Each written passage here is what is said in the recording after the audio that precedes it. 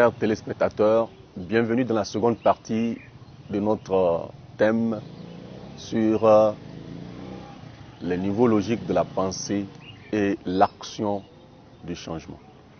Alors, nous avions dit tout à l'heure que ces niveaux sont justement un frein, parce que ces niveaux logiques de la pensée constituent les différents éléments qui façonnent notre inconscient et qui, malheureusement, déterminent notre pensée et notre action. Alors, qu'est-ce qu'il faut faire pour changer?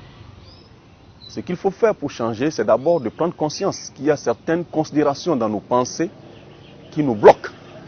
Lorsque l'on prend conscience qu'il y a certaines mœurs qu'il a développées à travers son comportement, à travers sa croyance, à travers son identité, à travers son appartenance à une société ou à une communauté, à travers son identité justement, à travers tous ces éléments-là dont nous avons parlé, qui constituent les niveaux logiques, n'est-ce pas, de la pensée, alors ce qui va être fait, c'est de rompre avec ces niveaux logiques de la pensée et de se dire que la réussite se trouve ailleurs. Parce qu'effectivement, tout est question de quoi? Tout est question de contribuer à élaborer ou à asseoir notre propre destin. Voilà. Et nous devons comprendre que le destin de l'homme n'est pas le seul fait du Créateur. Parce que croire que notre destin est le seul fait du Créateur revient à développer du fatalisme dans la vie. Nous sommes comme des pions, le Créateur est reperché quelque part là et est en train de nous tourner de gauche à droite pour qu'on finisse par je ne sais pas, un bout du canal. Non, ce n'est pas comme ça. Non. Pourquoi allons-nous considérer notre destin comme étant la seule œuvre de notre Créateur, alors que notre Créateur nous rend responsables de ce destin?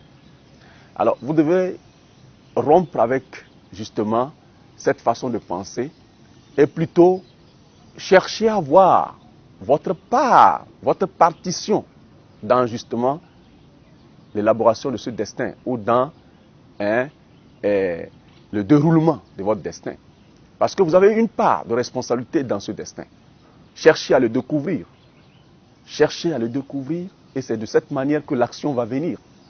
Cherchez à voir, est-ce que le fait que je suis sorti de la famille, dans une famille pauvre ou modeste, n'est pas en fait un défi que Dieu me lance, par exemple, pour que je sois le premier riche de cette famille, par exemple. Dieu, il est bon. C'est lui qui fait les riches, c'est celui qui fait les pauvres. Mais est-ce qu'il ne m'a pas fait riche, par exemple? Parce qu'il n'a nulle part dit à quelqu'un que c'est toi le pauvre, c'est toi le riche. On ne fait que les découvrir ici et là à travers leur action. Alors, qu'est-ce qui me dit que je ne suis pas parmi les riches qu'il a fait dans ce monde? Et qu'aujourd'hui je suis pauvre, ce n'est qu'une étape sur le chemin de ma richesse. Voilà à peu près comment nous devons briser avec ces pensées-là et entreprendre vraiment de vraies actions qui vont nous mener vers la réussite. Les vraies actions qui vont nous mener vers le changement de notre propre personne. Donc, ce qu'il faut retenir, c'est que notre destin, nous en sommes pour quelque chose. Notre destin, nous en sommes pour quelque chose. Notre destin ne nous est pas imposé. Notre destin ne nous est pas imposé. Nous y contribuons, effectivement, qu'on veuille ou pas. Briser avec cette façon de penser. Parce que ici, c'est une évidence. C'est une évidence que le destin qui est le nôtre, qui constitue en quelque sorte notre page, nos différentes pages que nous écrivons de notre vie, notre livre d'histoire, c'est ça le destin. Le livre d'histoire de ta propre personne constitue le destin. Parce qu'on ne parle de ton destin que lorsque tu n'es plus dans ce monde. On dit voilà, ce monsieur, il a vécu tel, il a vécu tel, il a vécu tel, et il a terminé comme ceci. C'est ton destin. Et donc tu fais partie de ceux-là qui ont contribué à élaborer ce destin. Donc, prenons conscience de ça. Et là, nous allons comprendre que toutes les limites que nous nous donnons à travers les niveaux logiques de pensée dont nous avons parlé tout à l'heure, ces limites-là n'ont pas leur raison d'être, n'ont pas droit de citer. Je suis sûr que vous avez déjà des idées qui commencent par se développer dans vos têtes. Je vous rappelle quelque chose. C'est une très bonne nouvelle pour vous. C'est une très bonne nouvelle pour nous. C'est une très bonne nouvelle. Il n'y a pas d'échec. Tout ce que nous avons pu vivre par le passé, toutes ces choses-là que nous avons vécues par le passé, et qui sont considérées par les autres comme des échecs et autres, en réalité ne sont pas des échecs. Ce sont, n'est-ce pas, des différentes expériences que nous avons accumulées justement pour atteindre notre réussite. Et je vous ai dit que la réussite n'est pas une destination. Ce n'est que des processus. Quand je réussis quelque chose, c'est qu'une nouvelle chose se crée pour que je la réussisse. Et une autre se crée pour que je la réussisse. Et une autre encore se crée pour que je la réussisse. Pour qu'en fin de compte, je réussisse aussi ma mort. Parce que la mort a besoin d'une réussite de ta part. Il faut bien réussir, il faut bien mourir. Bien mourir ici, ça veut dire quoi? Terminer sa vie en laissant quelque chose derrière. En laissant un fait. En laissant une façon de faire. En laissant des héritages. En influant les autres. En impactant la vie des autres. Positivement, justement. C'est ça la bonne mort. Tu quittes le monde et les gens te regrettent. Tu quittes le monde et les gens voient un manquement qui est justement remplacé par celui-là que tu as créé avant de partir. Ou ce que tu as laissé avant de partir. Voilà la bonne mort. Donc, s'il vous plaît, la réussite n'est pas justement une destination. C'est un processus de succès sur succès jusqu'à le dernier succès qu'est la mort. Le partage, c'est-à-dire que le partage, ou plutôt le départ de ce monde. Le départ de ce monde. C'est le dernier processus de la réussite. Et comment est-ce que vous partez de ce monde? Nous avons des gens qui ont réussi. Nous citons souvent Mandela. Nous citons souvent, ils sont nombreux, les Martin Luther King, etc., etc. Ils ont réussi. Ils ont réussi pourquoi? Parce qu'on a vu ce qu'ils ont laissé. Et leur nom continue par retentir. Aujourd'hui, les gens considèrent le prophète Mohammed sallallahu alayhi wa sallam. Dans leur temps, on les considérait comme celui-là qui ne méritait rien de la prophétie, qui était issu d'une famille pauvre, qui, en principe, devait être légué dans les subalternes et autres. Mais, aujourd'hui, on ne fait que parler de lui. Et chaque fois qu'on parle de lui, c'est en bien. Chaque fois qu'on parle de lui, c'est pour lui lancer les saluts de Dieu. Et ça, c'est pour l'éternité. C'est ça la réussite. Donc, s'il vous plaît, que nos niveaux logiques de pensée limitatifs ne nous constituent pas des freins à cette réussite. Qu'on brise avec ceci et qu'on prenne conscience que, effectivement, qu'on prenne conscience que notre destin, nous en sommes vraiment pour quelque chose. Nous devons contribuer à élaborer ce destin. Nous devons faire un travail personnel pour découvrir notre partition dans l'écriture de ce destin, dans le déroulement de ce destin. On doit faire cet effort-là. Qu'est-ce que je dois faire pour changer ce destin? Qu'est-ce que je dois faire pour faire évoluer ce destin? Qu'est-ce que je dois faire pour que les pages de mon histoire personnelle soient pleines de bonnes écritures? C'est tout ce qu'il faut se demander. Et là, vous allez voir que les actions vont découler, les idées vont changer et les actions vont les suivre effectivement. Que ça va jaillir. Ces actions-là vont jaillir de temps en temps. Mais lorsque nous commençons par développer ces niveaux logiques dont j'ai parlé tout à l'heure et que nous ne cherchons pas à rompre avec, qu'est-ce qui va se passer? Nous allons stagner. Nous allons rester sur place. Pensant que nous sommes sur place, nous reculons. Je l'ai déjà développé l'autre fois. Celui qui ne bouge pas, celui qui n'avance pas, ne fait que reculer. Parce que le monde tel qu'il a été programmé par Dieu doit suivre son cours. Et lorsque vous restez sur place, vous allez justement reculer. Parce que le monde ira en avant quand vous voyez derrière. Voilà à peu près ce qu'il faut comprendre. Si tu ne bouges pas aujourd'hui, c'est que tu as reculé. Demain, si tu ne bouges pas aujourd'hui, c'est que tu as reculé demain. C'est ce qu'il faut comprendre. Il faut bouger. Lève-toi de ta chaise. Lève-toi de ton fauteuil. Lève-toi de ton siège. Et avance. Avance car c'est ça justement ton destin. Ton destin veut que tu avances. Ton destin veut que tu bouges, que tu fasses les pas vers la réussite. Tu as une mission. La mission là, elle doit être accomplie. C'est ce que nous sommes en train de dire. Nous ne faisons que nous faire un petit rappel. C'est un rappel qui est ancré dans notre conscience, que nous ignorons. C'est ancré dans notre je ne sais pas comment le dire, peut-être ce serait comme notre feuille de route. Le Tout-Puissant Créateur a mis une feuille de route à notre disposition, à chacun de nous. Mais nous avons mis ça en latence. Nous avons caché ça quelque part. Et ces quelques minutes d'échange sont consacrées justement pour les réveiller. Donc, s'il vous plaît, prenons conscience que notre destin, on en est pour quelque chose. Notre destin, nous avons une part à jouer dans l'élaboration de ce destin. Et pour cette raison, toutes les limites qu'on nous a fait croire à travers notre éducation, à travers les mœurs, à travers les rencontres, à travers notre appartenance, notre religion, à travers notre communauté, notre tribu, notre ethnie, notre société. Toutes ces considérations, nous devons à un moment donné s'arrêter. Nous devons nous arrêter justement et nous dire, est-ce que c'est toujours vrai? Est-ce que c'est toujours vrai? Est-ce qu'il ne faille pas un tout petit peu mettre en cause certaines de mes considérations?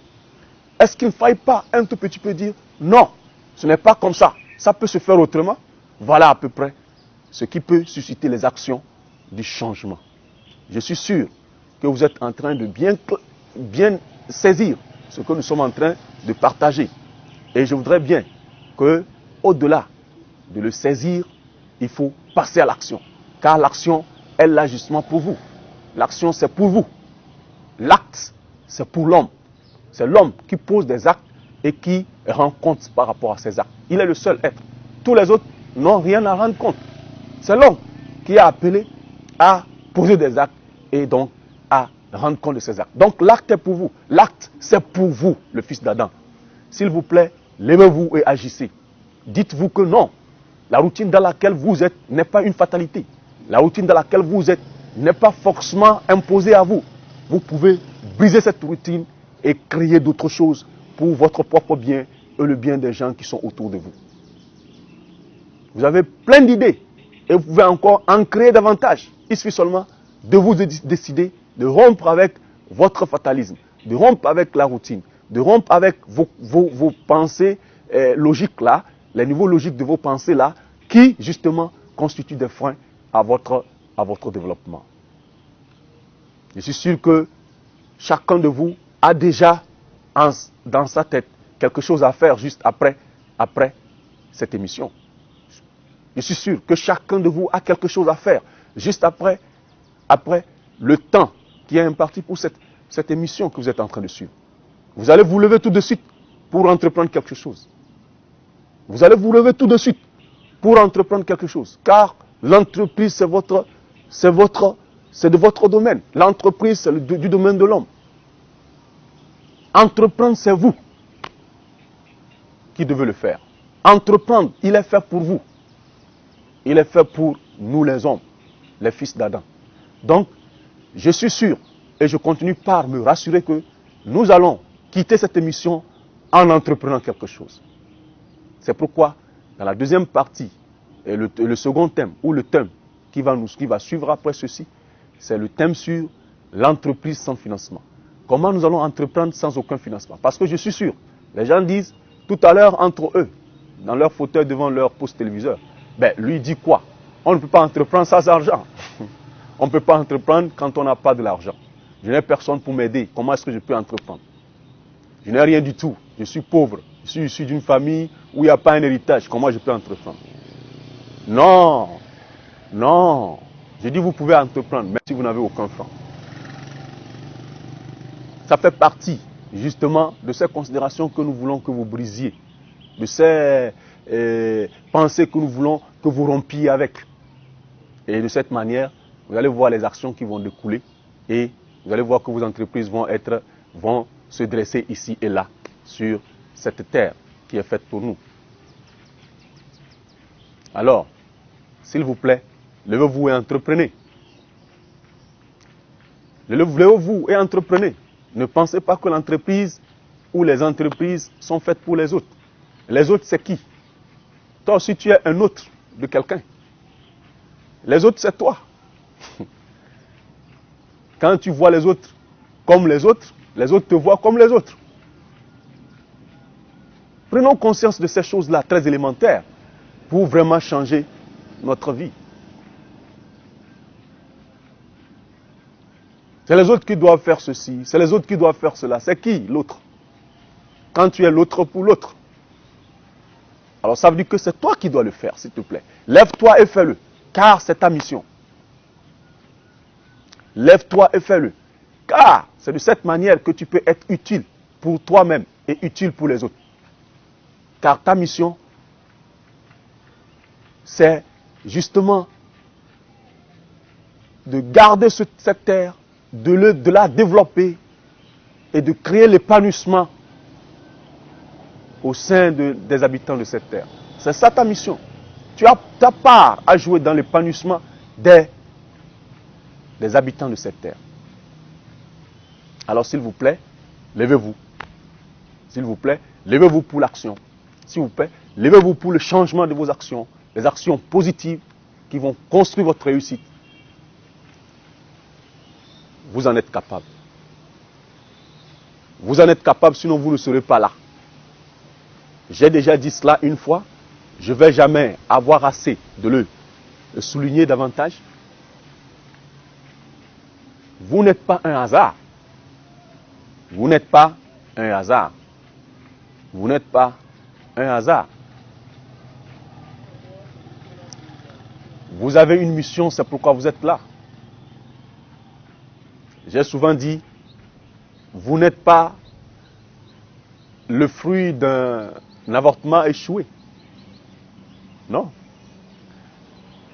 Je suis juste venu par hasard. Ça n'existe pas. Quand tu es venu, c'est pour prendre une partie de l'air ambiant. C'est pour prendre une partie de l'air ambiant dans ta respiration. C'est pour prendre une partie de la richesse de ce monde. C'est pour prendre une partie de la nourriture de ce monde. C'est pour prendre une partie du temps de ce monde. C'est pour prendre une partie de quelque chose de cette terre sur laquelle nous sommes, ou bien de cette vie dans laquelle nous sommes. Donc tu as une mission, s'il te plaît.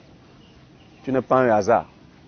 Alors, romps avec ces considérations limitatives, ces considérations réduisantes ou restrictrices, ces considérations qui réduisent ton champ d'action. Il faut rompre avec. Et dis-toi que la vérité peut se trouver ailleurs et que tu vas te lever pour la chercher. Car ce que tu as développé dans tes pensées jusqu'à présent n'est pas forcément la vérité, surtout quand ça ne t'avance pas vers la réussite. Ça ne te met pas sur le voyage de la réussite. Alors donc, pour que ce soit vraiment une vérité, il faut que vraiment ça te fasse déboucher sur une entreprise. Une entreprise qui va épanouir ta vie et la vie de ceux qui vivent autour de toi. J'espère avoir parlé et au même moment, vous avez écouté. Prenez-en soin pour que notre nation soit fière d'avoir abrité des gens comme nous. Elle en a tant besoin. Merci. Merci beaucoup pour votre attention et gardez la fidélité à cette émission très importante pour plus de découvertes et surtout plus d'action et de changement dans notre vie.